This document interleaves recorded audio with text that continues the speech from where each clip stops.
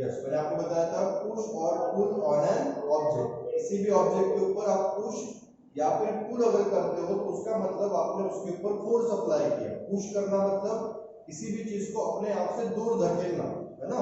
अपने से किसी चीज को दूर धकेल रहे हो मतलब आप उसको पुश कर रहे हो, ठीक है। और अगर आप किसी चीज को अपनी तरफ खींच रहे हो मतलब आप उस चीज को अपनी तरफ पुल कर रहे हो, ठीक है। तो पुशिंग या फिर पुलिंग, ये जो भी हम अप्लाई करते हैं ऑब्जेक्ट के ऊपर, it is nothing but a force, ठीक है। ये मैं आपको ऑलरेडी समझा चुका हूँ लास्ट वीडियो के अंदर। उसके बाद मैंने आपको बताया था इफेक्ट क्या होते हैं फोर्स के। तो इफेक्ट ऑफ फोर्सेस मैंने बताया था, जैसे मैंने आपको बताया था कोई स्टेशनरी ऑब्जेक्ट जो है उसको हम लोग मोशन में ला सकते हैं। फॉर एग्जांपल फुटबॉल ग्राउंड के ऊपर रखा हुआ है, स्टेशनरी है, मैंने उसको किक किया तो वो जो ऑब्जेक्ट है मोशन में आ जाता है। मतलब एक स्टेशनरी ऑब्जेक्ट को मोशन में हम ला सकते हैं बाय यूजिंग फोर्स। एक मोशन वाले ऑब्जेक्ट को स्टेशनरी बना सकते हैं। आपकी तरफ कोई बॉल आ रही है, आपने उसको कैच करके पकड़ लिया तो उस कंडीशन में आपने उसके अपोजिशन में फोर्स लगा के उस मूविंग ऑब्जेक्ट को स्टेशनरी बना दिया, उसको आपने रोक दिया, है ना। तो ये हम बोल सकते हैं कि किसी मूवमेंट करने वाले ऑब्जेक्ट को आप स्टेशनरी कर सकते हो बाय अप्लाइंग फोर्स। देन हमने देखा था कि change the speed of the motion, object की जो भी स्पीड है उसको इंक्रीज या फिर डिक्रीज कर सकते हो। अगर ऑब्जेक्ट किसी डायरेक्शन में जा रहा है स्लो स्पीड से, आपने उसको और अपनी तरफ से फोर्स लगाया तो उसकी स्पीड इंक्रीज हो जाती है। जैसे फॉर एग्जांपल कोई फुटबॉल का एग्जांपल ले लेते, आपकी तरफ कोई फुटबॉल एकदम स्लोली आ रहा था, आपने उसको किक किया गोल पोस्ट की तरफ, उसकी स्पीड को इंक्रीज कर दिया। मतलब इस केस में आपने क्या किया है, एक्स्ट्रा फोर्स लगा के स्पीड ऑफ ऑब्जेक्ट को इंक्रीज कर दिया। उसी तरह से आप ऑब्जेक्ट की स्पीड को डिक्रीज भी कर सकते हो बाय अप्लाइंग फोर्स। इसके बाद हमने देखा था ऑब्जेक्ट की डायरेक्शन को चेंज करने के लिए भी हम लोग फोर्स का यूज कर सकते हैं, है ना। आपको किसी भी ऑब्जेक्ट का डायरेक्शन चेंज करना है तो फोर्स अप्लाई करके उसकी डायरेक्शन को हम चेंज कर सकते हैं। जैसे क्रिकेट में आप देख सकते हो कोई बॉलर जो है आपकी तरफ बॉल फेंक रहा है, आप अपनी बैट से उसको एक डायरेक्शन देते हो, फोर्स देते हो और उस फोर्स के हिसाब से, उस डायरेक्शन के हिसाब से फिर वो ऑब्जेक्ट मूव करना शुरू कर देता है। मतलब आप एक गिवन ऑब्जेक्ट के डायरेक्शन को चेंज करने के लिए भी फोर्स का यूज कर सकते हो। और उसके बाद मैंने बताया था कि shape and size of body can be change by using the force. जैसे आप लोग देखते हो अभी गणेश जी का सीजन आ रहा है तो गणेश जी की मूर्ति आपको मिल जाएंगी दुकानों में। तो ये जो मूर्ति बनी है उसको बनाने के लिए उसके ऊपर फोर्स अप्लाई किया। जैसे कुछ मिट्टी की बनी होती है, कुछ प्लास्टर ऑफ पेरिस की बनी होती है, अलग अलग टाइप्स की हमारे पास मूर्तियां हैं। पत्थरों से भी मूर्तियां बनती है जो हम लोग अगर किसी टेंपल में आप जाते हो या फिर आप कोई पुराने हमारे पास में जो शिल्प वगैरह होते हैं उसमें अगर आप जाके देखते हो तो उसमें आपको देखने को मिलता है कि पत्थरों के ऊपर कुछ कोरीव काम किया उन लोगों ने और उससे बनाया है अलग अलग टाइप का जो भी आपको स्टैचू चाहिए, मूर्तियां चाहिए तो वो आप बनाते हो। तो ये मूर्ति कैसे बनी है, उसके ऊपर फोर्स अप्लाई किया, उसको चन्नी हाथोड़े से ठोक के पत्थरों को साइज दी गई तो उससे मूर्ति बनी है। जो हमारी मिट्टी है उसको हम लोग अपने हाथों से साइज देते हैं, जो चाहिए वो साइज देके उसको जैसा चाहिए वैसा शेप हम लोग प्रोवाइड कर सकते हैं। मतलब मैंने फोर्स अप्लाई करके उसके साइज को, उसके शेप को चेंज करना है और जो हम लोग कर सकते हैं बाय यूजिंग फोर्स। तो ये भी हमने समझा था। उसके बाद मैंने आपको समझाया था बैलेंस और अनबैलेंस फोर्स क्या होता है। तो टग ऑफ वॉर का आपको एग्जांपल दिया था, अगर दोनों साइड से सेम ही साइज के बच्चे हैं और सेम फोर्स अप्लाई कर रहे हैं तो जो रस्सी है वो एक ही जगह पे स्टेडी हो जाती है और जैसे ही किसी एक डायरेक्शन में फोर्स इंक्रीज हो जाए तो उस डायरेक्शन में मोशन होता है। तो जब तक वो दोनों साइड के फोर्स बैलेंस थे तब तक आप उसको बैलेंस फोर्स बोल सकते हो और जैसे ही एक साइड का फोर्स इंक्रीज हो जाए तो उस कंडीशन में हम उसको अनबैलेंस फोर्स बोल सकते हैं। तो अनबैलेंस फोर्स मतलब जब दोनों साइड का फोर्स अलग अलग है, डिफरेंट है, तब आप उसको अनबैलेंस फोर्स बोलते हो। तो ये सारे टॉपिक मैं आपको ऑलरेडी एक्सप्लेन कर चुका हूँ लास्ट पीरियड के अंदर, ठीक है। आज हम लोग जो नया टॉपिक समझने वाले हैं वो है न्यूटन्स लॉ ऑफ मोशन। हमें अभी न्यूटन्स के मोशन वाले जो भी लॉज है उनको समझना है। तो सबसे पहला जो हमारा लॉ है वो है फर्स्ट लॉ ऑफ मोशन, ठीक है। और फर्स्ट लॉ ऑफ मोशन को समझाने के पहले मैंने आपको लास्ट पीरियड के अंदर इनर्शिया के बारे में भी एक्सप्लेन किया था, तो वो भी थोड़ा सा रिवाइज कर देता हूँ कि इनर्शिया क्या होता है। मैंने आपको बताया था हर एक ऑब्जेक्ट जिसके पास भी मास है, मैंने बोला था हर एक ऑब्जेक्ट जिसके पास भी मास है उसके अंदर उसका खुद का इनर्शिया होता है। अब ये इनर्शिया का मतलब क्या है, तो every object which has an mass, वो ऑब्जेक्ट अपनी स्टेट ऑफ मोशन को कांस्टेंट रखने की कोशिश करता है। वो ऑब्जेक्ट अपनी मोशन की जो भी स्टेट है, मतलब अगर वो स्टेशनरी है तो अपने आप को स्टेशनरी रखने की कोशिश करेगा, अगर वो मोशन में है तो अपने आप को मोशन में रखने की कोशिश करेगा। आपने सडनली उसको स्टॉप कर दिया तो वो स्टॉप नहीं होगा, उसके अंदर वो मोशन रहेगी। जिसका सिंपल से एग्जांपल हम लोग काफी सारे एग्जांपल उसमें ले सकते हैं। जैसे फैन का मैंने एग्जांपल आपको बताया था कि आपने फैन को ऑन कर दिया तो फैन घूमेगा, बट आपने उसकी मतलब ऑन करने के बाद उसको इलेक्ट्रिक सप्लाई मिला और उस इलेक्ट्रिक सप्लाई के कारण उसने मोशन किया। बट जब मैं स्विच ऑफ कर देता हूँ तो इलेक्ट्रिक सप्लाई बंद हो जाता है। तो ऐसी कंडीशन में बिना सप्लाई के तो फैन में घूमना नहीं चाहिए, बट सप्लाई कर बंद करने के बाद भी क्योंकि वो ऑलरेडी मोशन में है तो सडनली रुक नहीं जाएगा, उसी मोशन को थोड़ी टाइम के लिए वो कंटिन्यू करते रहेगा। मतलब उसकी जो स्टेट ऑफ मोशन है वो मूविंग है, तो उस मूविंग स्टेट ऑफ मोशन को वो कांस्टेंट रखने की कोशिश कर रहा है। तो इसी प्रॉपर्टी को हमने समझा था कि इनर्शिया बोला जाता है। इसका काफी सारे एग्जांपल ले सकते हैं। एक नया एग्जांपल आपको बताता हूँ। आप लोगों ने गाड़ी में ट्रैवल किया है, सभी ने? बस में ट्रैवल किया होगा, कार में ट्रैवल किया होगा, मोटर बाइक पे ट्रैवल किया होगा। अभी देखो सडनली अगर आपकी गाड़ी में ब्रेक लगाया जाता है तो फिर क्या होता है? क्या होता है? यस, अगर आप बस के अंदर खड़े हो या फिर बस के अंदर सीट पे बैठे हो और जो बस का ड्राइवर है उसने सडनली ब्रेक अप्लाई कर दिया, गाड़ी के सामने कोई एनिमल आ गया या कोई भी कंडीशन, तो जैसे ही ब्रेक अप्लाई करता है आपके ऊपर उसका क्या इफेक्ट आता है? बताओ। यस, अगर आप चेयर पे बैठे हो तो सडनली आपका मुंह जो है ऐसे सामने की तरफ झुक जाता है। देखा है आपने ऐसा?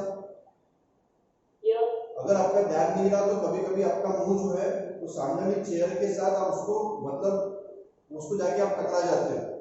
ऐसा क्यों हुआ? क्योंकि आपकी बॉडी जो थी वो पहले मोशन में थी।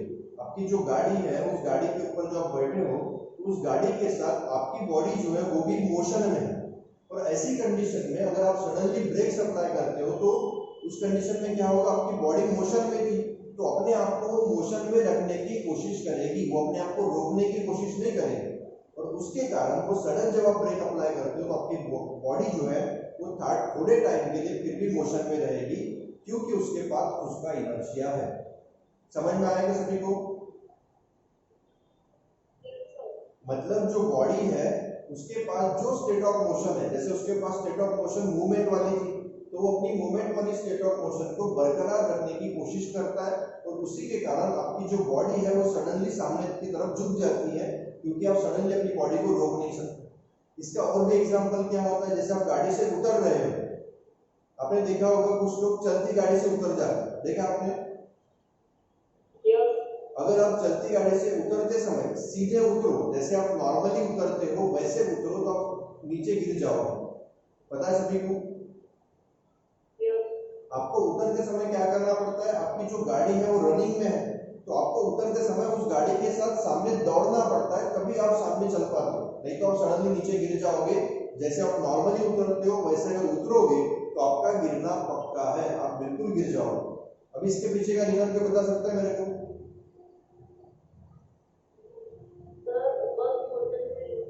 हाँ, जिस समय आप गाड़ी में बैठे होते हो उस समय आपकी बॉडी जो है उस व्हीकल के साथ मोशन में होती है, और जब आप उतर रहे हो तो उतरने के बाद आपकी जो बॉडी है वो सडनली स्टॉप हो जाएगी, मतलब उसका जो मूवमेंट है वो सडनली रुक जाएगा।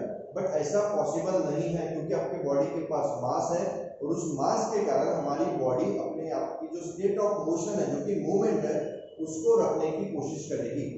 और आप सडनली उसको रोक रहे हो तो वैसा हो नहीं पाएगा, और उसके कारण आप सामने की तरफ गिर जाओगे। जिस डायरेक्शन में व्हीकल सामने जा रहा है उसी व्हीकल के साइड में आप गिर जाओगे, और ऐसी कंडीशन में आप उस व्हीकल के चक्के के नीचे भी आ सकते हो। तो पहली बात तो आपने कभी भी चलती व्हीकल से उतरना ही नहीं है, ठीक है? ये हमेशा ध्यान रखो, कभी भी चलती गाड़ी से आपको नीचे नहीं उतरना है, क्योंकि चलती गाड़ी से उतरते समय ये दिक्कत होती है कि आपकी बॉडी जो है उस व्हीकल के साथ मोशन में होती है, और सडनली अगर आप उतर जाओगे तो उस समय आपके गिरने के चांसेस काफी ज्यादा हो जाते हैं। बट अगर आपको बहुत ही ज्यादा इमरजेंसी और आपको गाड़ी से उतरना ही है तो ऐसी कंडीशन में जब आप उतरोगे उस समय आपकी बॉडी जो है वो जिस डायरेक्शन में आपका व्हीकल रन कर रहा है उसी डायरेक्शन में आपको दौड़ते हुए उतरना पड़ेगा, जिससे आप सडनली अपनी बॉडी की मोशन को रोकोगे नहीं, सिर्फ उसकी स्पीड को थोड़ा सा रिड्यूस करके उतर जाओगे, तो उस समय आप अपने आप को बैलेंस कर पाओगे और आपके गिरने के चांसेस कम हो जाएंगे। ठीक है, अगर मेरी सलाह मानोगे तो कभी भी व्हीकल से आपको चलती गाड़ी से उतरना नहीं है, और अगर कभी उतरने की जरूरत पड़ी तो इस कंडीशन में मैंने आपको बताया जिस डायरेक्शन में आपका व्हीकल रन कर रहा है उसी डायरेक्शन में रन करते हुए आपको उतरना चाहिए। समझ में आएगा टॉपिक सभी को?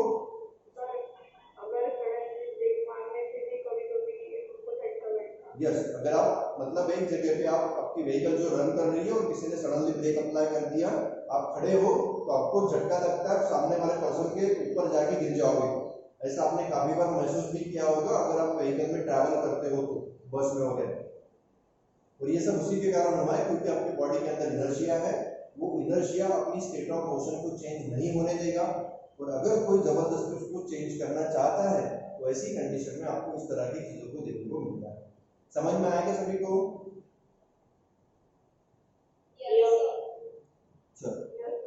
तो इस तरह से आप बोल सकते हो इनर्शिया के बारे में। अभी मुझे आपको जो टॉपिक समझाना है, ये सारी चीजें मैं आपको ऑलरेडी समझा चुका हूँ, तो इसलिए मैंने यहाँ पे थोड़ा फास्ट लिया है। अगर आपने उस पीरियड को अटेंड नहीं किया तो उसके पहले जो वीडियो था उसको एक बार देख लेना, तभी आपको सारी चीजें समझ में आएंगी। तो आज हमको जो समझना है वो है न्यूटन्स लॉ ऑफ मोशन, और उसमें हम लोग सबसे पहला लॉ समझ रहे हैं न्यूटन का, Newton's first law of motion. Inertia वाला टॉपिक आपको समझ में आ चुका है। इस लॉ को न्यूटन्स लॉ ऑफ इनर्शिया भी बोला जाता है। तो अगर कभी क्वेश्चन गलती से पूछ लिया जाए कि लॉ ऑफ इनर्शिया क्या है न्यूटन का, तो आपको यही उसमें भी लिखना है, मतलब फर्स्ट लॉ ऑफ मोशन या फिर न्यूटन्स लॉ ऑफ इनर्शिया। ये दोनों चीजें अलग अलग नहीं है, दोनों का मीनिंग एक ही होता है। ठीक है, तो इनर्शिया के बारे में आपको ऑलरेडी बता चुका हूं मैं। अभी मैं आपको बताऊंगा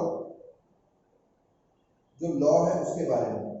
a body at rest will remain at rest. अगर कोई बॉडी रेस्ट में है तो वो अपने आप को रेस्ट में ही रखेगी। A body in motion will continue in motion. अगर कोई बॉडी मोशन में है तो अपने आप को मोशन में ही रखेगी, in a straight line with a uniform speed, और उसकी जो स्पीड है उसी स्पीड में रहेगी। मतलब अगर वो फैन आपका 30 मीटर पर सेकंड की स्पीड से रोटेट हो रहा है तो वो 30 मीटर पर सेकंड की स्पीड से ही रोटेट होगा, उसको सप्लाई बंद होने के बाद भी। एंड बॉडी, ठीक है वो बता दिया मैंने, unless it is compelled by an external force to change its state of rest or of uniform motion। But ऐसी कंडीशन में उसके मोशन को कौन रोक सकता है? तो अनबैलेंस्ड फोर्स, मतलब उसके ऊपर अगर आप अपोजिट डायरेक्शन में फोर्स अप्लाई करो तो ऐसी कंडीशन में वो अपनी स्टेट ऑफ मोशन को चेंज कर सकता है। जिसका मैं सिंपल सा एग्जांपल यहाँ पे आपको बताता हूँ क्या है। तो मैंने फैन का आपको एग्जांपल बताया है, तो उसी को मैं यहाँ पे यूज करूँ।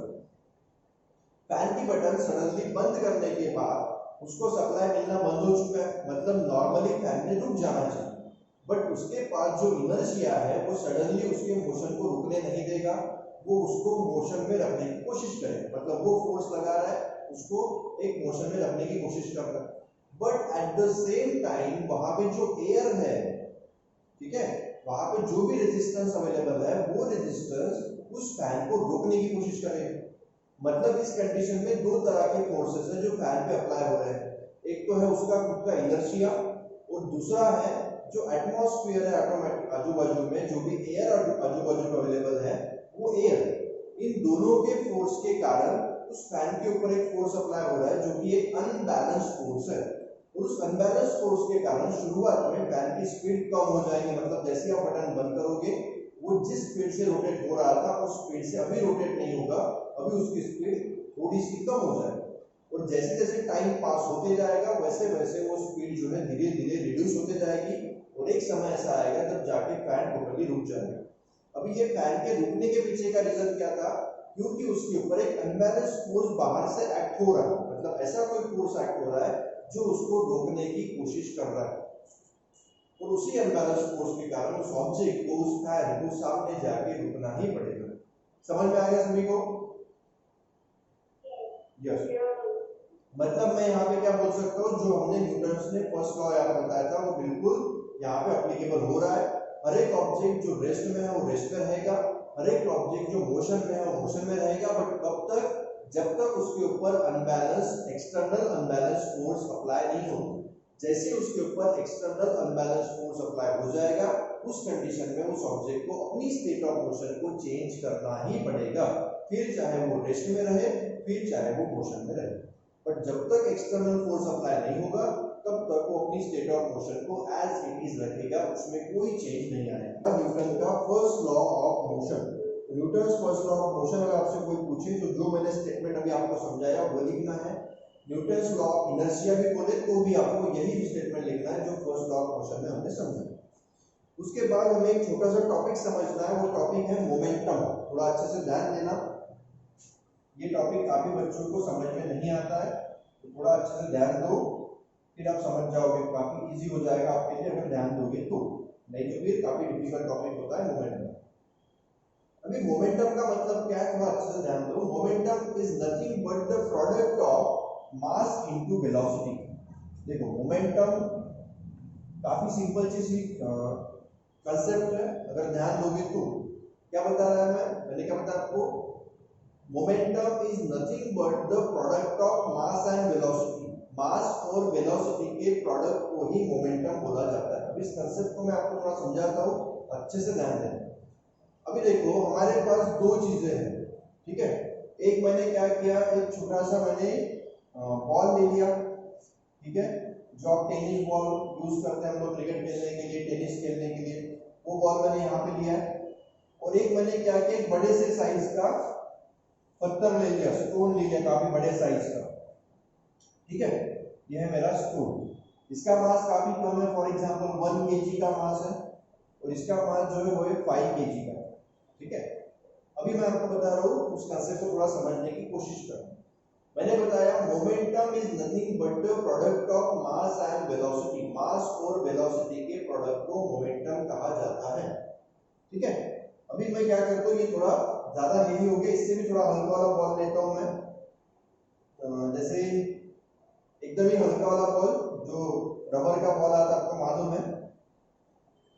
अगर आप कभी ब्लड डोनेट करने के लिए अगर किसी के साथ गए हो तो आपको दिखता है वहां पे एक बॉल होता है, जिसको आपको जो डॉक्टर है वो दबाने के लिए बोलता है, उस बॉल को दबाओ जिससे आपके हाथों से ब्लड बाहर निकलता है। पता है क्या किसी को? यस, हाँ, वो जो बॉल होता है काफी हल्का होता है, कुछ ग्राम में उसका वेट आ जाएगा, 200 ग्राम 100 ग्राम ऐसा कुछ, ठीक है। अभी मैं इन दोनों के लिए आपको कंसेप्ट समझाऊंगा मोमेंटम वाला, थोड़ा ध्यान दो अच्छे से। मोमेंटम क्या होता है, अभी मैं क्या कर रहा हूँ, दोनों ऑब्जेक्ट को किसी चीज के ऊपर फेंक के मारूंगा, ठीक है। हमारे सामने कोई एक चीज रखी हुई है, फॉर एग्जांपल वो ग्लास की बनी हुई है, कांच की बनी हुई है, और उस ग्लास की बनी हुई चीज के ऊपर मैं इन दोनों चीजों को फेंक के मारूंगा सेम वेलोसिटी से। इसको भी मैं समझ लो 6 मीटर पर सेकंड की स्पीड से फेंक के मार रहा हूँ, और इस वाले को भी मैंने 6 मीटर पर सेकंड की स्पीड से फेंक के मारा। तो जब ये वाला बॉल जाके उस ग्लास के ऊपर टकराएगा तो उस ग्लास पे कोई ज्यादा इफेक्ट नहीं होने वाला, क्योंकि इस ऑब्जेक्ट का मास काफी कम है, तो ये जाके उसको टकराएगा, नीचे गिर जाएगा, ग्लास के ऊपर कुछ भी ऐसा ड्रास्टिक इफेक्ट नहीं होगा। बट उसी जगह पे अगर मैं इस बड़े से स्टोन को 5 kg वाले उसको फेंक के मारूं उस कांच के ऊपर, तो कितना भी मजबूत कांच क्यों ना रहे वो टूट जाएगा। समझ में आ रहा है आपको कंसेप्ट? यस। तो इस कंडीशन में वेलोसिटी मैंने सेम रखी है, बट मैंने इस कंडीशन में कौन सी चीज को चेंज किया था, मास को। मतलब किसी भी ऑब्जेक्ट के अंदर, उस ऑब्जेक्ट के अंदर पावर जो आई वो किसके कारण आई, उसके मास के कारण। ये कंसेप्ट समझ गया सभी को, है ना। तो इस तरह से आप बोल सकते हो कि मास को इंक्रीज करके आप किसी भी ऑब्जेक्ट की इफेक्टिवनेस को थोड़ा सा बढ़ा सकते हो। अभी मैं आपको एक और कंसेप्ट बताता हूँ, थोड़ा अच्छे से ध्यान देना। आपने काफी मूवीज देखी होगी जिसके अंदर बुलेट्स फायर की जाती है, गोलियां चलाई जाती है, देखिए क्या बुलेट्स फायर की जाती है, मतलब गन से किसी पर्सन को मार दिया जाता है, गोलियां चलती है, फाइटिंग होती है, देखिए ऐसी मूवीज काफी सारी। अभी मैं आपको सिंपल सा क्वेश्चन पूछूंगा, अच्छे से ध्यान देना और आंसर करना। जो हम लोग बुलेट से किसी पर्सन को फायर करके मार के तो दिखाते हैं, उसी बुलेट को मैं ले रहा हूँ, ठीक है, उसी बुलेट को मैंने अपने हाथ में पकड़ा, सामने कोई पर्सन खड़ा है और उसको जितनी मेरी बॉडी के अंदर ताकत है उसकी ताकत से फेंक के मारा, तो क्या होगा उस पर्सन को, क्या होगा, क्या होगा उस पर्सन को, अगर वो गोली लगती है, मैं हाथ से फेंक के मार रहा हूँ, उसको जाके गोली लग रही है, तो क्या होगा, क्या होना चाहिए,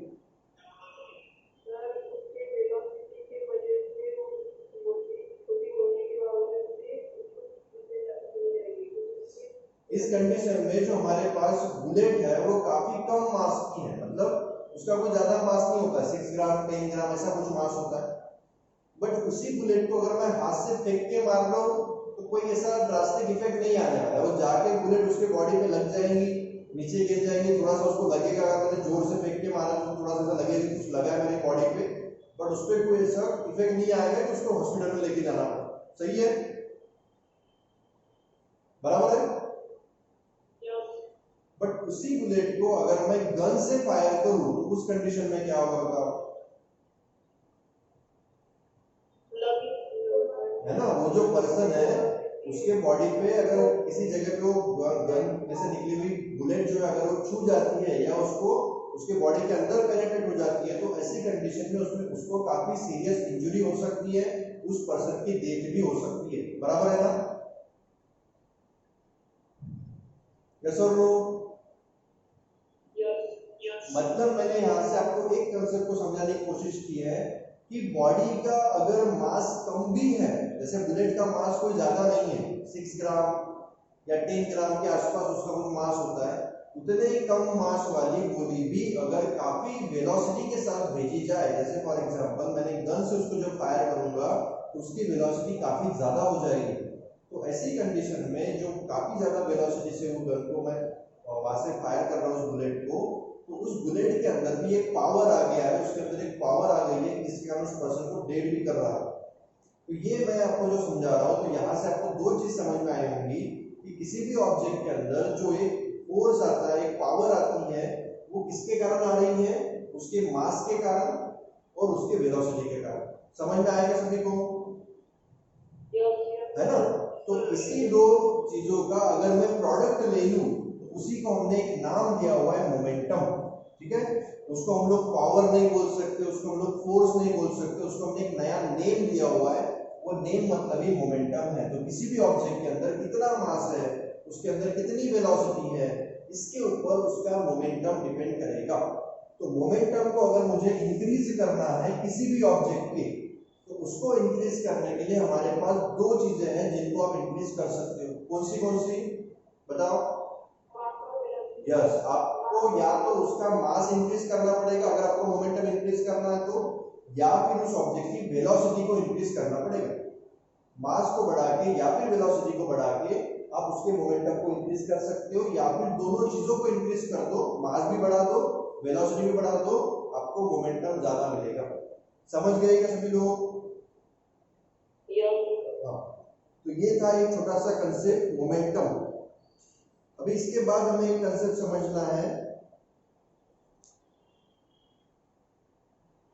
वो है Newton second law of motion, जो इसी मोमेंटम के ऊपर डिपेंड करता है, तो वो मैं आपको एक्सप्लेन कर रहा हूँ, थोड़ा ध्यान दो, Newton second law of motion जो टोटली मोमेंटम के ऊपर ही बेस्ड है, उसीलिए मैंने आपको मोमेंटम का कंसेप्ट पहले समझाया, अभी मैं आपको समझाता हूँ सेकंड लॉ ऑफ मोशन, थोड़ा ध्यान देना, the rate of change of momentum of a body, देखो इसमें वर्ड आ गया मोमेंटम, इसीलिए आपको मोमेंटम पहले मालूम होना चाहिए था, जो मैंने आपको एक्सप्लेन कर दिया है, the rate of change of momentum of a body is directly proportional to the applied force, किसी भी ऑब्जेक्ट के अंदर जो उसके मोमेंटम में चेंज आएगा, मोमेंटम को आप बढ़ा रहे हो, मोमेंटम को आप कम कर रहे हो, तो उसको बढ़ाने के लिए, उसको कम करने के लिए जो आपको चाहिए होगा वो चाहिए होगा फोर्स, तो चेंज या फिर आप बोल सकते हो rate of change of momentum is directly proportional to, ठीक है, rate of change of momentum is directly proportional to force,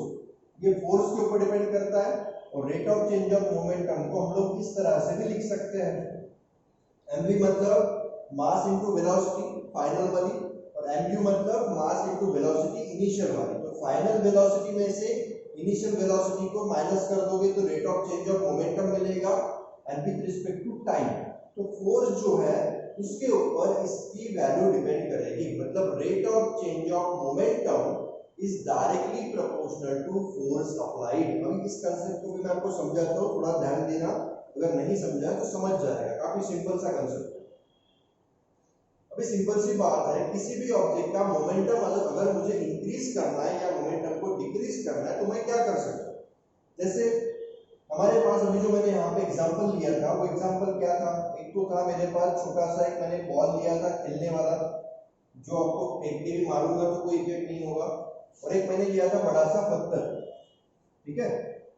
अभी मैं आपको एक कंसेप्ट समझा रहा हूँ कि मोमेंटम को कैसे इंक्रीज या फिर डिक्रीज किया जाता है, ये मैं आपको समझाने की कोशिश कर रहा हूँ, थोड़ा ध्यान देना, समझ जाएगा। ये जो मेरे पास ऑब्जेक्ट है, इसका अगर मुझे मोमेंटम चेंज करना है तो मैं क्या कर सकता हूँ बताओ जरा। अगर मुझे इसका मोमेंटम बढ़ाना है तो कैसे बढ़ाऊंगा।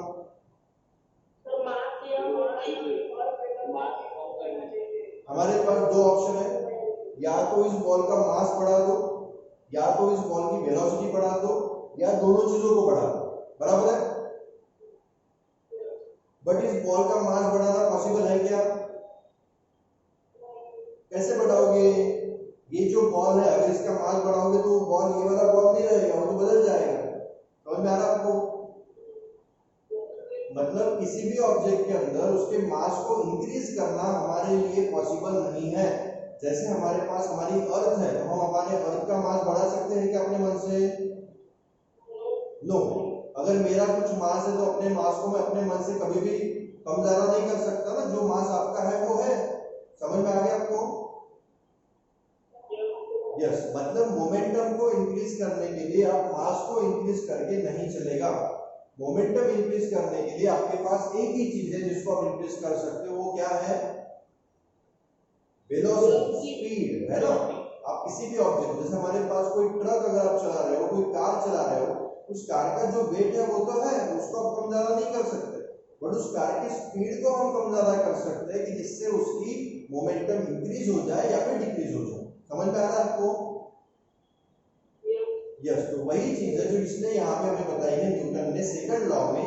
क्या बोल रहे हैं न्यूटन बोल रहे हैं कि जो मोमेंटम है वो डायरेक्टली प्रोपोर्शनल है फोर्स के ऊपर, और वेलोसिटी को अगर बढ़ाना है या फिर घटाना है तो वेलोसिटी अपने आप बढ़ेगी क्या, नो। वेलोसिटी को बढ़ाने के लिए आपको फोर्स लगाना पड़ेगा। हमने अभी तो देखा है कि force can change the speed of the object, object की स्पीड को फोर्स चेंज कर सकता है। और अगर मुझे वेलोसिटी ज्यादा चाहिए तो मुझे फोर्स ज्यादा लगाना पड़ेगा, मुझे वेलोसिटी कम चाहिए तो फोर्स कम लगाना पड़ेगा। समझ में आ रहा है सभी को। हाँ, तो इसी तरह से हम लोग ऑब्जेक्ट की वेलोसिटी को बढ़ा के उसकी मोमेंटम को इंक्रीज कर सकते हैं। जैसे मैंने आपको सिंपल सा एग्जांपल बुलेट का भी दिया था, बुलेट को अगर मैं हाथ से फेंक के मारूं तो मैं कोई ज्यादा वेलोसिटी को अटेन नहीं कर पाऊंगा कि जिससे किसी पर्सन को कुछ हानि पहुंच सके, उसको कुछ इंजरी हो सके। बट उसी बुलेट को अगर मैं गन से फायर करता हूं तो उसमें इतनी ज्यादा पावर आ जाएगी, इतना ज्यादा मोमेंटम उसके अंदर आ जाएगा कि वो सामने वाले पर्सन को डेड भी कर सकता है। मतलब वेलोसिटी इंक्रीज करके हमने मोमेंटम को वहां पे इंक्रीज कर दिया। समझ गए क्या सभी लोग। सर वो क्रॉस वाला साइन क्या है। यस, क्रॉस वाला साइन, ये वाला क्या, ये जो साइन है इसको बोला जाता है प्रोपोर्शनैलिटी साइन। कौन सा साइन है वो, प्रोपोर्शनैलिटी साइन। मतलब क्या है कि change in momentum is directly proportional to force. ये फोर्स के ऊपर डिपेंड करेगा, जितना फोर्स बढ़ेगा उतना मोमेंटम बढ़ेगा, ठीक है। और इसी को अगर हम सॉल्व करें तो कैसे सॉल्व करोगे, देखो फोर्स इज इक्वल टू, यहां से अगर मैं मास को कॉमन निकाल लूं तो क्या होगा, ये बचेगा v minus you upon T, बराबर है। और v minus you upon T क्या होता है, एक्सेलरेशन। फोर्स का फॉर्मूला मेरा बन जाएगा यहाँ पे मास इनटू एक्सेलरेशन। समझ गया सभी को। तो अगर आपको कोई न्यूमेरिकल्स पूछे जाए, हम लोग न्यूमेरिकल्स नेक्स्ट पीरियड में लेने वाले हैं, तो ये फॉर्मूला ध्यान में रखना, न्यूमेरिकल सॉल्व करते समय आपको इसकी जरूरत पड़ेगी। Force is nothing but product of mass and acceleration. Mass को एक्सेलरेशन से मल्टीप्लाई कर दो, जो आंसर आएगा वो हो जाएगा आपका फोर्स। तो ये हमारे पास फॉर्मूला है, इसका यूनिट निकाल के दिखाता हूं मैं आपको। फोर्स का हमारे पास फॉर्मूला है मास इनटू एक्सेलरेशन। ध्यान दो, फोर्स का यूनिट है मास इनटू एक्सेलरेशन। मुझे बताओ मास का यूनिट क्या है? मास का यूनिट है केजी, और एक्सेलरेशन का यूनिट क्या है? मीटर पर सेकंड स्क्वायर, है ना। तो फोर्स का यूनिट आपका क्या हो जाएगा? केजी मीटर पर सेकंड स्क्वायर। समझ गए सभी लोग? हमारे पास फोर्स का यूनिट कैसे बनाया मैंने? मास का यूनिट लिख दिया केजी, एक्सेलरेशन का लिख दिया मीटर पर सेकंड स्क्वायर। तो फोर्स का कंप्लीट यूनिट मेरा बन गया है केजी मीटर पर सेकंड स्क्वायर। इसी को हमने एक नेम दिया हुआ है न्यूटन। तो फोर्स के हमारे पास दो यूनिट है, एक तो आप लिखो केजी मीटर पर सेकंड स्क्वायर, या फिर आप लिखो न्यूटन। तो इन दोनों में से कोई भी यूनिट उसमें आप लिख सकते हो। एग्जाम में इस तरह के क्वेश्चंस आपको पूछे जाते हैं, which of the following is not a unit of force. और इसमें ऑप्शन में ये दोनों दिखेंगे, एक आध कोई और यूनिट रहेगा और वही आपका करेक्ट आंसर होगा, क्योंकि ये दोनों फोर्स के ही यूनिट है। समझ गया क्या? Yes. Gram metre second square हुआ तो आवाज नहीं आ रही आपकी बराबर। किलोग्राम नहीं, अगर ग्राम ही हुआ तो ग्राम नहीं रहेगा, क्योंकि ग्राम जो है आपका एसआई यूनिट नहीं है, तो ग्राम का यूज वहां पे नहीं होगा, केजी का यूनिट होता है। ठीक है, ठीक है। तो केजी मीटर पर सेकंड स्क्वायर या फिर न्यूटन, ये दोनों में से एक यूनिट आप फोर्स के लिए लिख सकते हो। ग्राम वाला यूनिट जो है वो छोटी क्वांटिटी के लिए यूज किया जाता है, तो वो आपके लिए इंपॉर्टेंट नहीं है, क्योंकि हमें एसआई यूनिट पूछा जाता है और एसआई यूनिट हमारा ये है केजी मीटर पर सेकंड स्क्वायर, या फिर आप लिखो उसमें न्यूटन। ठीक है, समझ गया कि आपको कंसेप्ट पूरा? मोमेंटम का यूनिट क्या होगा बताओ जरा? मोमेंटम का फॉर्मूला है हमारा मास इनटू वेलोसिटी, है ना। तो मास का यूनिट हो गया केजी और वेलोसिटी का यूनिट मीटर पर सेकंड। तो आपका मोमेंटम का यूनिट हो जाएगा केजी मीटर पर सेकंड। समझ गए सभी लोग? यस। तो आप इस तरह से हमने यहाँ पे कंसेप्ट को समझा, Newton's first law of motion, और उसके बाद मैंने आपको बताया Newton's second law of motion. अभी नेक्स्ट जो हमारा पीरियड रहेगा उसके अंदर हम लोग न्यूटन के फर्स्ट लॉ और सेकंड लॉ के ऊपर कुछ न्यूमेरिकल्स देखेंगे आपकी एनसीईआरटी की बुक में से। ठीक है।